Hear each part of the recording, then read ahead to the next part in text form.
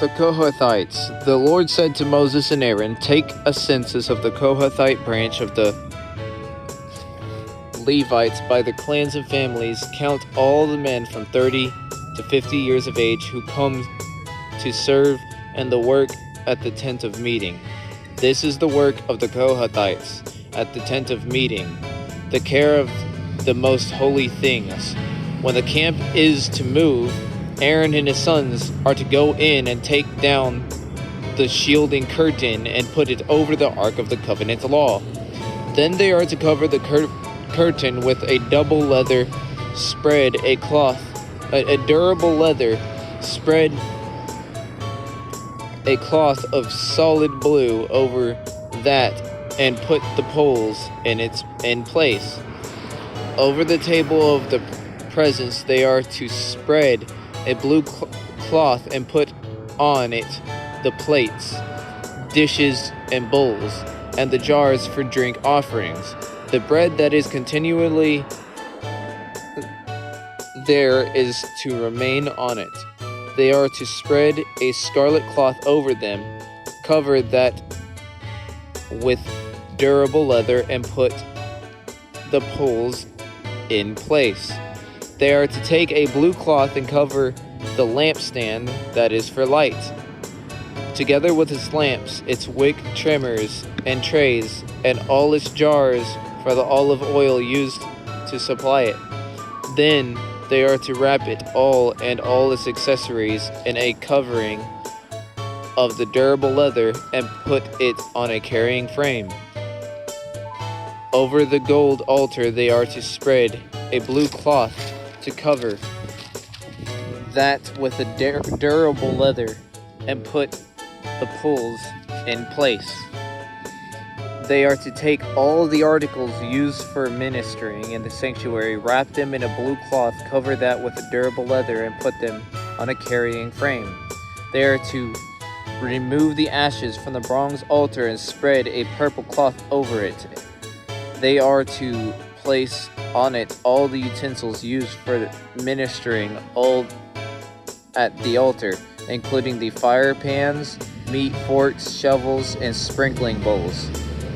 Over it they are to spread a covering of the durable leather and put the poles in place.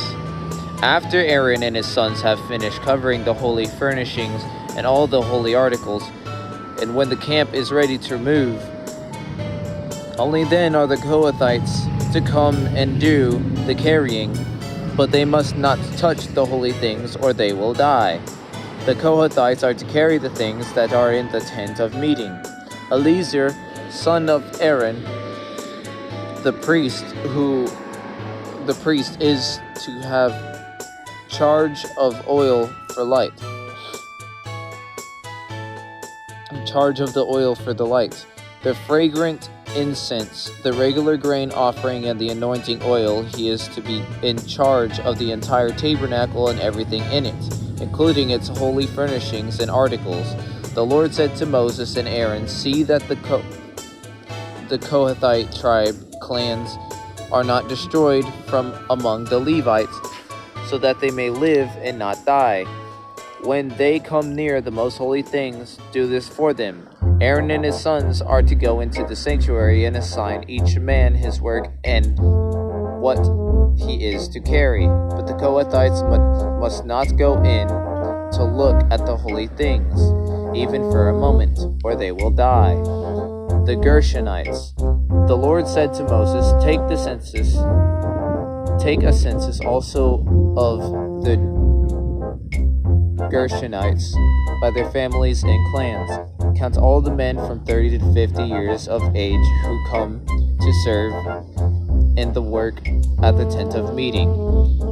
This is the service of the Gershonite clans in their carrying and their other work. They are to carry the curtains of the tabernacle, that is, the tent of meeting,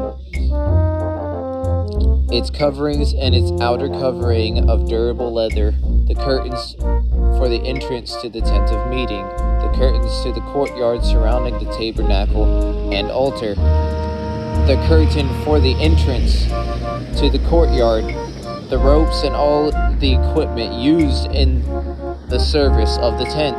The Gershonites are to do all that needs to be done with these things. All their service, whether carrying or doing other work, is to be done under the direction of Aaron and his sons. You shall assign to them as their responsibility all they are to carry. This is a service of the Gershonite clans at the tent of meeting. Their duties are to be under the direction of Ithamar, son of Aaron, the priest. The Merarites. Count the Merarites by the clans and families. Count all the men from 30 to 50 years of age who come to serve in the work at the tent of meeting. As a part to all the service at the tent, they are to carry the frames of the tabernacle, its crossbars, posts, and bases, as well as the posts of the surrounding courtyard with their bases, tent pegs, ropes, and all their equipment, everything related to their use, assigned to each man specific things he is to carry.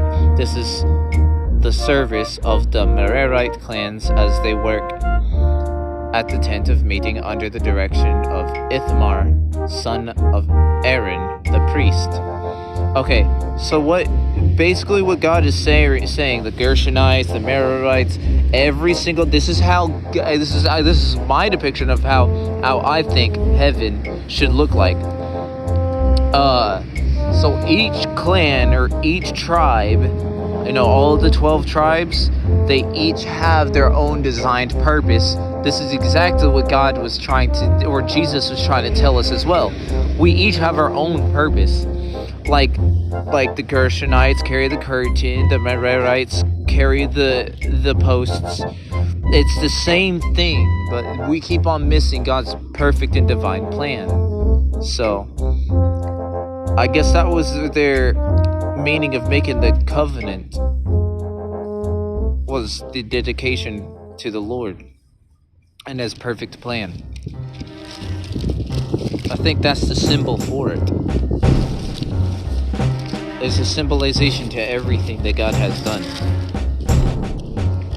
He has coded it perfectly with us. Anyway, the numbering of the Levite clans. Moses, Aaron, and the leaders of the community counted the Kohathites by the clans and families. All the men from 30 to 50 years of age who came to serve in the work at the tent of meeting, counted by clans, were 2,750. This is the total of all the Kohathite clans who served at the tent of meeting. Moses and Aaron counted them according to the Lord's command through Moses. The Gershonites were counted by the clans and families. All the men from 30 to 50 years of age who came to serve in the work at the tent of meeting, counted by the clans and families, were 2,630. This was the total of those in the Gershonite clans who served at the tent of meeting. Moses and Aaron counted them according to the Lord's command. The Merarites were counted by the clans and families. All the men from 30 to 50 years of age who came to serve in the work at the tent of meeting, counted by the clans, were 3,200. This was the total of those in the Merarite clans. Moses and Aaron counted them according to the Lord's command through Moses. So Moses, Aaron, and the leaders of Israel counted all the Levites by the clans and families, all the men from 30 to 50 years of age who came to do the work of serving and carrying the tent of meeting, numbered 8,580 at the Lord's command through Moses. Each was assigned his work and told what to carry. Thus they were counted as the Lord commanded Moses. The purity of the camp. The Lord said to Moses, "Command the Israelites to send away from the camp anyone who has a defiling skin disease or a discharge of any kind,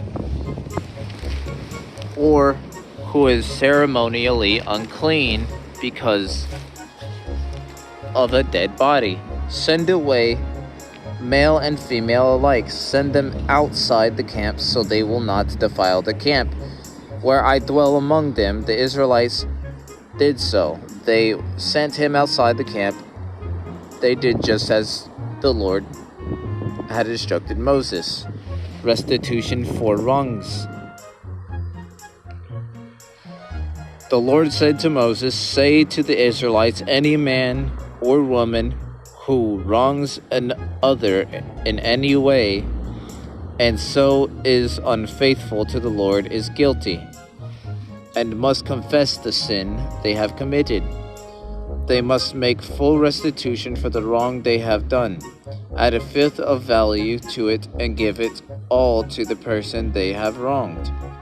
But if that person has no close relative to whom restitution can be made for the wrong, the restitution belongs to the Lord and must be given to the priest, along with the ram with which atonement made for the wrongdoer is made for the wrongdoer. All the sacred contributions the Israelites bring to the priest will belong to him. Sacred things belong to their owners, but what they give to the priest will belong to the priest." The test for an unfaithful wife. Then the Lord said to Moses, "Speak to the Israelites and say to them, if a man's wife goes astray and is unfaithful to him, so that another man has sexual relations with her, and this is hidden from her husband, and her impurity is undetected, since there is no witnesses against her and she has not been caught in the act, and if feelings of jealousy come over her husband and he suspects his wife and she is impure, or if he is jealous and suspects her even though she is not impure, then he is to take his wife to the priest. He must also take an offering of 1/10 of an ephah of barley flour on her behalf. He must not pour olive oil on it or put incense on it,